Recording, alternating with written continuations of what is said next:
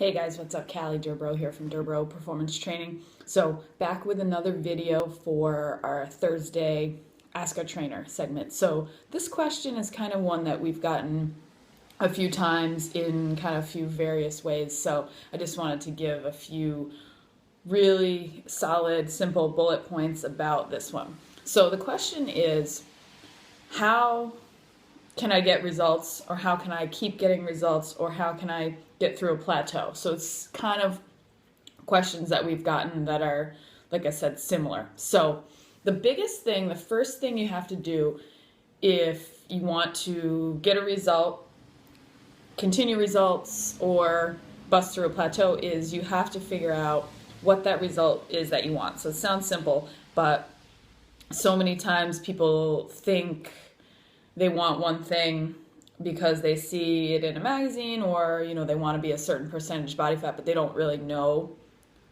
what that means in terms of what their current body is, or what that percentage is, just kind of a number. So in terms of figuring out what your result is, I like to think of it more as, what is your why? So for some people, like I was just having a conversation with a client yesterday about measurements, and she was like, I always just know how my clothes are fitting, and I want to feel healthy and strong, and I don't really care about the number. And that's great. That's perfect. She doesn't have to be married to the numbers. Some people really like to know the numbers, and they like to progress and have those benchmarks.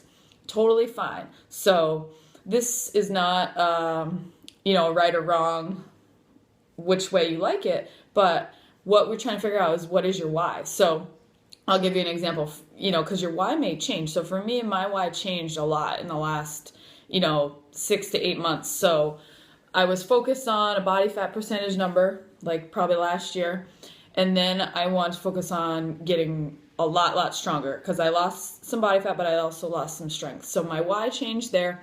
My why now is kind of a mix. So for me, I'm a lot like this client that we just mentioned, and I don't care about the numbers. Like, I honestly don't measure my body fat really at all. Like, I know how things are fitting, and I know how I'm feeling, and I know kind of what I want my body to look like. So that's a big thing for me, is more of a health approach. So I want to feel strong, and I want to feel good during my workouts.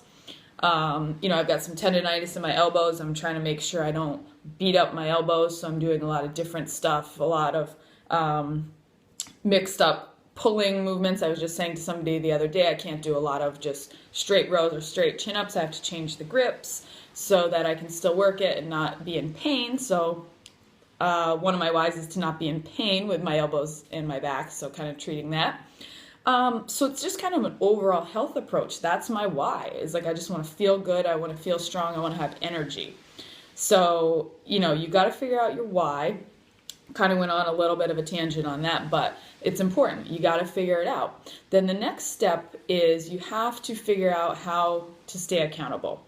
So whether it is joining our nutrition program, simply joining a training program, again, doesn't have to be ours. We would like it if it was, but whatever works for you, having people around you that can keep you accountable. So, things like tracking your food, sending a screenshot of your food. We have a couple clients that do that. They'll send a screenshot of their day to us, Emily or myself, and, we don't really have to say one way or the other if it's good or bad. They just want to send it, so it keeps them on track. Checking in on Facebook, scheduling your sessions, all of these things are things to help keep you accountable. So, another example for me, like what I do is I have a group, like I have a business group, and within that business group, there's 4 of us that kind of work together, and we've sort of formed like a mini group, and we keep each other accountable for business stuff. So every Thursday we send a log of like what we did and then what we want to accomplish for the next week. So that keeps me on track there. Fitness-wise, same thing. I'm in a Facebook group with a bunch of other people, some fitness professionals, some, just people who work out. And for this 30-day challenge that we're doing, we have to figure out like what our why is, what is our goal. And then every day we post what we did for training, or if it's an off day, we post, if we did mobility stuff, and then we post what we ate for the day. So we do like a little 5-minute check-in at the end of every day. So this just started, so I'm psyched for it, but it's perfect because, when you kind of know what to do, and a lot of you guys, as I'm, speaking to our clients, you know what to do, right? And it's more than just saying, just do it. You have to put those systems in place, and those habits have to change. So you got to figure out what is your why, okay? And it doesn't, there's no right or wrong answer. It's whatever it is for you. For me, it's simple. Like I said, I want to feel healthy. I want to feel strong. I want to leave the gym feeling good after my sessions. I don't want to be in pain with my back and my elbows. So everything that I do has to align with that, all of my goals. So I have to do my mobility 5 minutes every day on the foam roller. I have to get enough sleep so I feel good during my workouts. I have to, track my food or send my food to my group so that I know I'm getting the proper nutrition to fuel my workouts. So my why, everything steers towards that. So think about what's your why. Think about 2 to 3 things that can keep you accountable and keep you on track. So that way, the reason for the accountability is when things are going great, they're going great. When you hit a bump, you have a bad, a weekend where you go out and then Monday you feel like shit and you don't go to the gym for a week and then you don't go for 2 weeks. All of these things, these habits that we're trying to establish are because of the shit that's going to happen, the roadblocks that are going to come. So when you don't want to get derailed from your progress, you revert back to your why, which is going to be like your compass. Everything comes back to that. So like I said, when things are going great, they're going great. But you need those things and systems and plans in place for when things when you hit a bump in the road. Okay? So, and everybody does it. And it's just a matter of how big that bump is going to be. So that's it.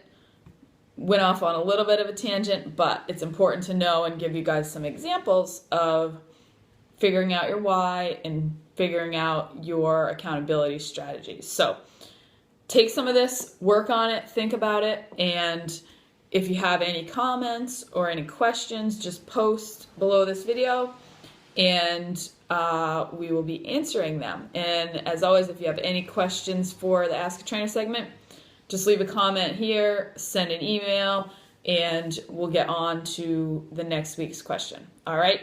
So have a great day, and we'll talk to you soon.